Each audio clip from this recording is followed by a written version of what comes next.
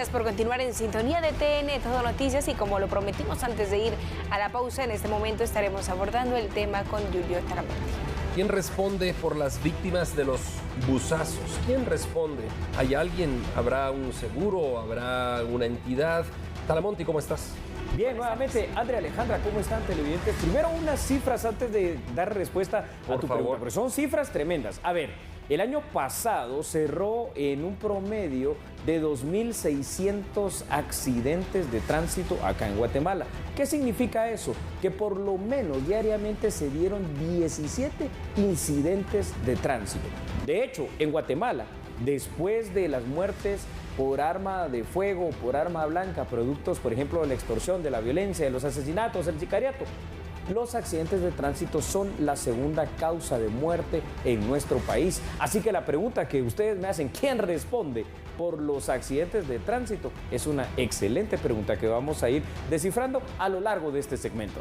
Claro, ¿quién responde por estas víctimas cuando en la mayoría de los incidentes el piloto huye, como en el caso del accidente de tránsito que se dio en la ruta interamericana? El piloto huye luego de que se origina el incidente y en la mayoría de estos casos pues se acostumbra a que huyan. Entonces, ¿quién se hace responsable de las personas que puedan no solo resultar heridas, sino también fallecidas? Hay dos responsabilidades, Andrea y Alejandra. La primera de ellos es la responsabilidad precisamente penal, que en este caso sabemos que hay un delito que se tipifica como homicidio culposo, cuando en un percance de tránsito como este buzazo que estamos viendo en pantalla fallece alguna persona. Este delito penal de homicidio culposo tiene una pena que va de entre 3 a 8 años de privación de libertad. Quien responde en ese momento por esa parte penal definitivamente es directamente el piloto. Pero luego viene la parte civil, el resarcimiento de esas víctimas. Ya lo decía Andri y Alejandra, en teoría al menos, por cuestión de reglamento de la ley de tránsito, todos estos buses tienen que poseer un seguro que es vigente. Pero bueno, eso es lo que dice la teoría, la práctica es otra cuestión. Por eso es que solidariamente responsables son los dueños de los autobuses. Bueno, responsables de quizá del entierro, ¿no te lo De pagar, ¿no? Porque imaginemos a este eso me escenario. refiero. Sí, claro, imaginemos este escenario.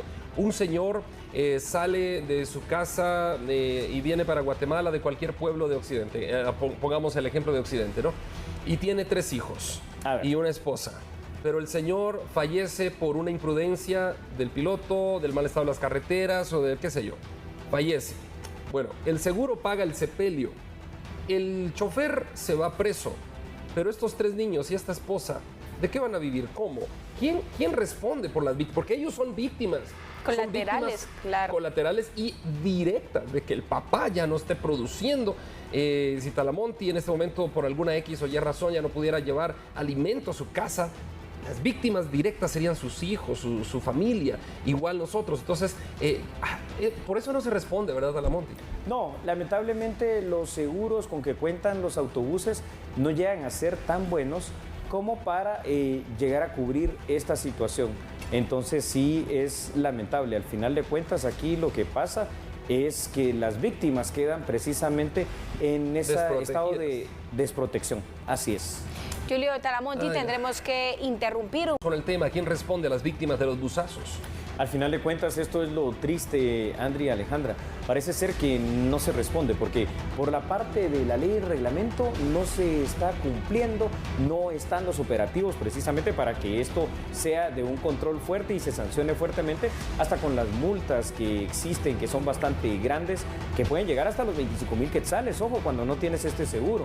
Entonces, si comentamos esta situación, que los pilotos huyen y que son bastante irresponsables en algunos casos y que los dueños pues pagan lo que pueden, como tú bien dijiste, quizá el ataúd, eso ya no sirve de nada. Aquí lo que nos tenemos que replantear es los 3 grandes factores que están causando esto: la imprudencia, la negligencia y la impericia. ¿Cómo combatirlos?